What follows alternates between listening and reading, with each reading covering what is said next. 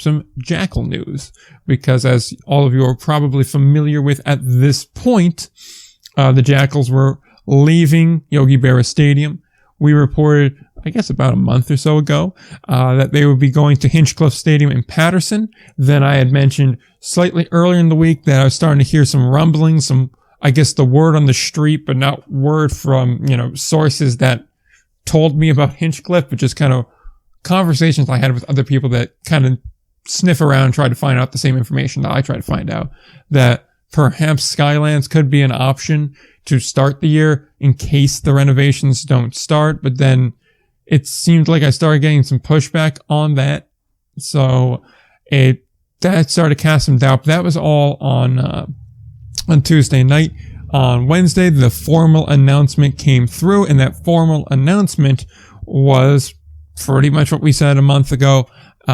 Hinchcliffe is going to be the home of the Jackals. The plan is still for 2023 to start there. There may be a road trip to start just in case they need some more time for renovations. There's obviously a lot of questions there. We have some bullet points from the press conference that they held. In that press conference, we will try to link in the show notes, of course, as we do with everything, so you could watch through yourself and view what they're saying and get your own read on it. But we did go through it, and to be quite honest, it was what you expect of a press conference, an announcement conference, more than anything else. But I guess before we jump into some of those problems and some of those observations, what do we think that the plan to go to Hinchcliffe has now become official? We knew for a month, but now it is officially official, and now we can really start promoting and start to get a good idea of what's going to happen.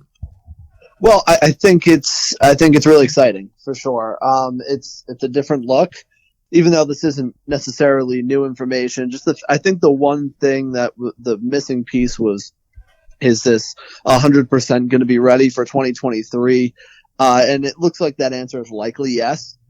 So that's certainly good news for the Jackals, and you would hope, just from their standpoint, that they wouldn't have to do like a whole shared stadium thing at Skylands, because there's a lot of there's some possibility for issues with that we've seen in the Atlantic League plenty of times this year, with the down in Lexington. So I think that it's good that we're talking about a team that'll be ready in a stadium that'll be ready in 2023, and the excitement seems to be there. Now will people end up showing up? I guess that's something we'll have to find out, and we'll have to see how the stadium looks once it's ready. But I think I think just now that the news is officially official, as you said, is a really, really good thing. It's really exciting.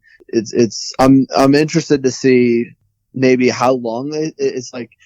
Are they going to stay the New Jersey Jackals? Is there any sort of rebrand down the road? I guess we'll have to see. But I think that's probably the next step to this. But for now, I think it's exciting for sure. It definitely is. It does add that air of excitement there, and it did seem to draw a pretty large crowd, both from people on the Paterson side, the Frontier side, and of course the New Jersey Jackals side as well. Just kind of going into those bullet points now for what we can take away from that press conference. Obviously, the Paterson is getting the Jackals. It's pretty straightforward. We knew about that, so we'll go into that. Some of the things we learned, though, was that this was in discussion for about 2 years now. So essentially, from when El Dorso took over the team to now, this has kind of been going back and forth between the city, mainly the mayor of Paterson, and El Dorso, the owner of the Jackals. Another piece in getting this done was the Niners manager, Bobby Jones.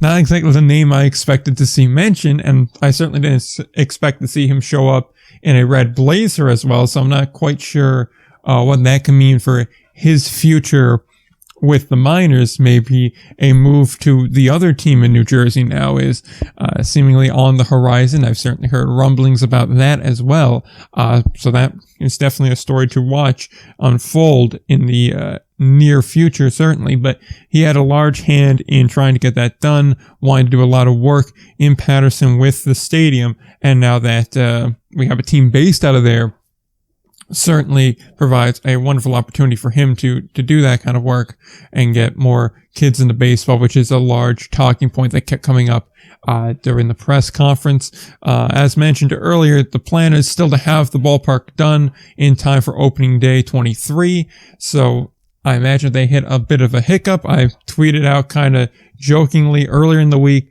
Someone asked, what's the timeline on getting this done? You know, can it reasonably be done in 23? And I simply put, anyone that knows, North Jersey knows that construction projects in Passaic County really work on their own timeline. So, so kind of under that assumption, I would hope it gets done, but it could equally take 3 months to finish just as easily as it could take 6 months or even 9 months to get it done. So to try and use the crystal ball to say, I would probably say expect like sometime end April, May, I think would be a reasonable expectation to start to see some serious progress. If you want to keep up to date with, you know, some of the progress going on in the stadium, the Hinchcliffe Stadium Twitter account, which I will try to remember to link in the show notes as well, is a great place for that. They post nearly daily updates as to what they're doing that day, what's going in, what's being worked on for that day. So if you want to stay up to date with that, you certainly can. Likewise, something else that was mentioned, in addition to a lot of the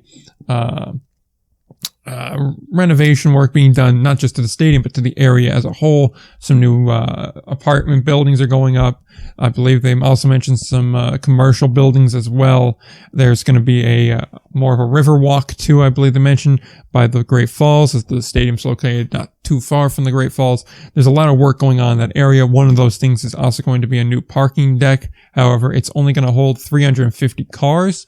That could be a very big problem if most of your... Yeah, that's not a lot of cars. Yeah, at best you gotta assume that's maybe 700, 1,000 people max that you're gonna get out of that. And that's assuming you're having multiple people in cars, obviously. So, and that's also assuming that the stadium on game day is gonna get sole access to that parking garage, which may not be the best bet in the world either. So that's something to worry about.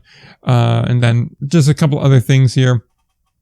I would also say there's no real clear consensus among the fan base, at least the one that was watching the Facebook stream, as to whether or not it's a positive or negative move. It seemed like a lot of more suburban fans were very annoyed about this move. They didn't like the move to Paterson. They don't plan to go to Paterson, which I have my own thoughts on that, and their complaints about that. And then other people that were more centered in Paterson, based off of Paterson, were very excited for this, very excited to have a team nearby, and we're certainly looking forward to supporting and applying the city for their effort to get the team there.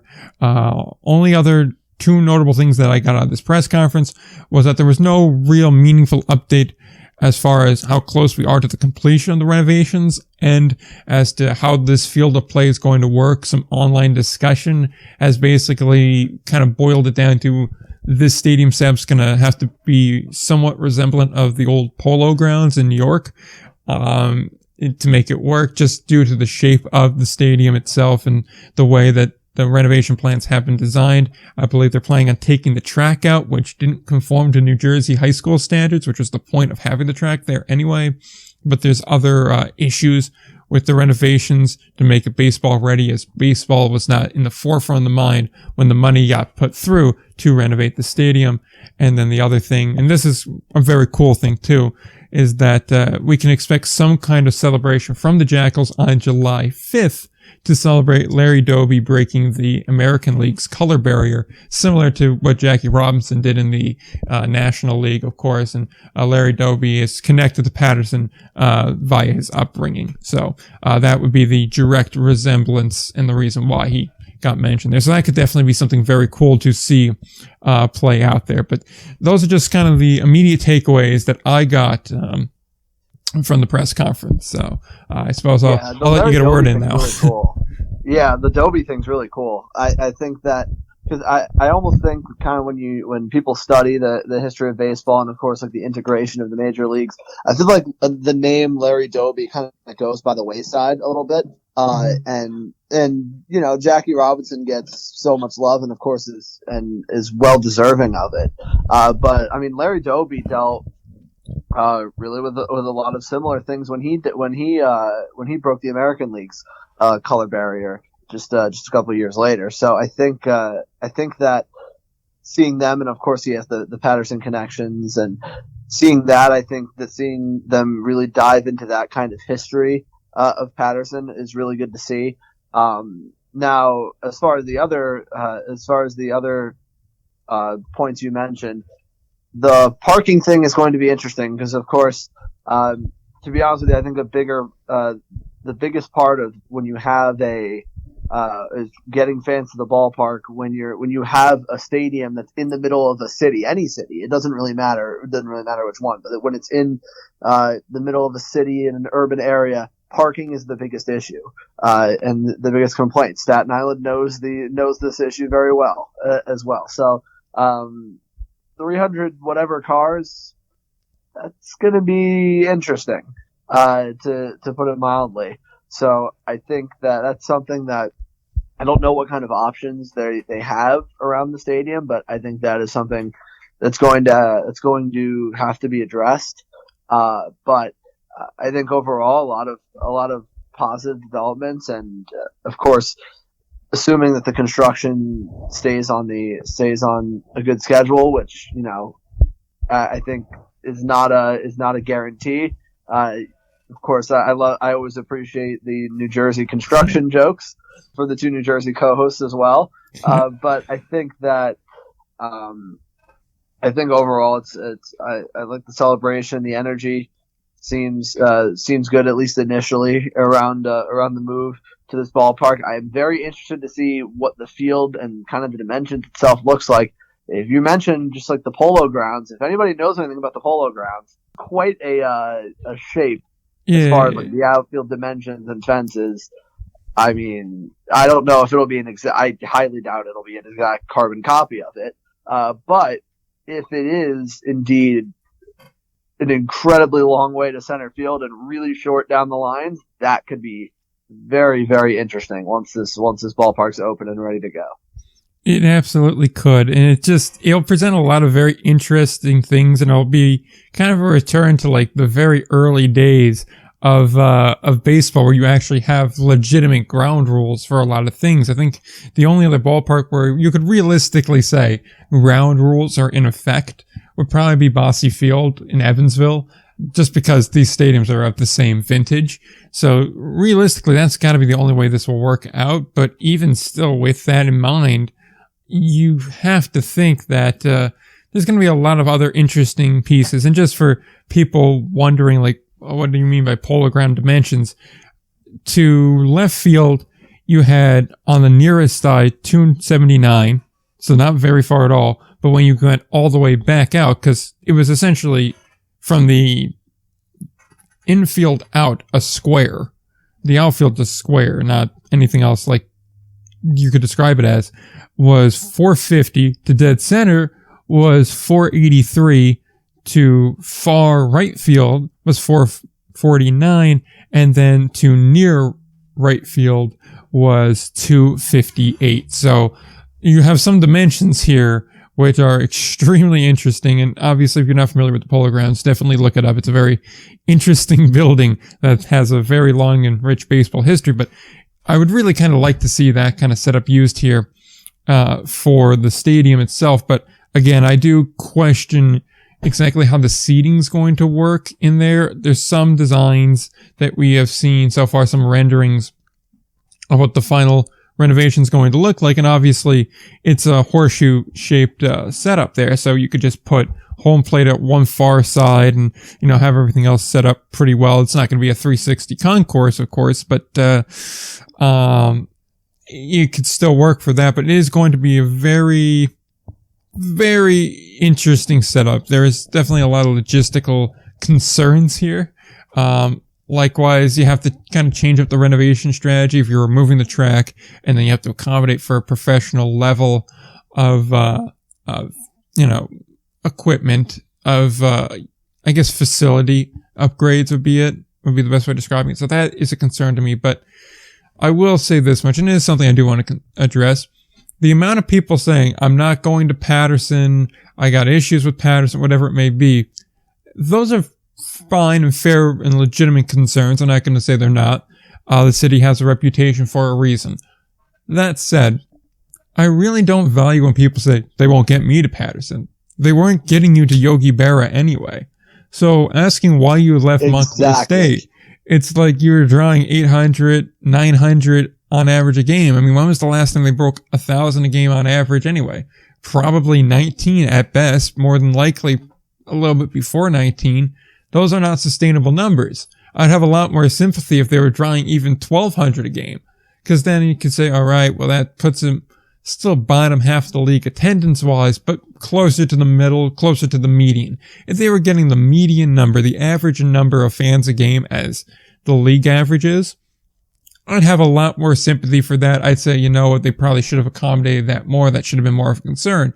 But I also guarantee you, the forces that be would have had that as much more of a serious concern.